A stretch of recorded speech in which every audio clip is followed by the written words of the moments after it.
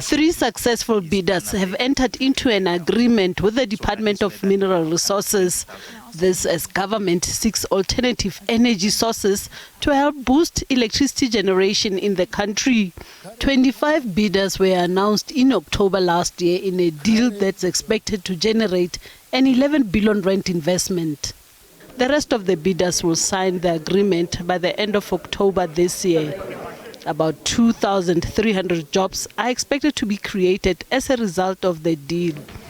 But South Africans might have to wait a bit longer before they see any reduction in load shedding. Reduction in load shedding in the immediate is really dependent on Eskom fixing Eskom plant. So the projects that we signed today, unfortunately construction takes time. These are multi-billion projects. Construction is expected to take 24 months. So we're expecting power from these 3 projects to come online towards the end of 2024. The Department of Mineral Resources and Energy has acknowledged that bid window 5 took longer than expected. Minister Gwede Mantashe says that it would be a mistake to remove coal from the energy mix and that the focus should be on exploring all alternative sources of electricity. He says South African companies should not be left behind in the energy transition, even though the majority of renewable energy companies are foreign-owned.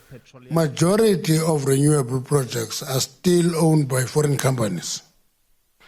Blacks are getting into the space. Those who have courage enough to get into the space are getting into the space.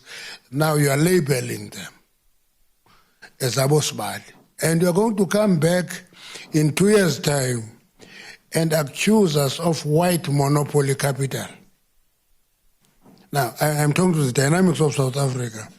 I love when you are brave, you get into a space, you travel in a space that people are reluctant to travel in. The renewable projects are expected to help the country to build new transmission lines and infrastructure, and the additional capacity to the grid will be realized by December 2024. Naledi Matlapeng, SABC News, Pretoria.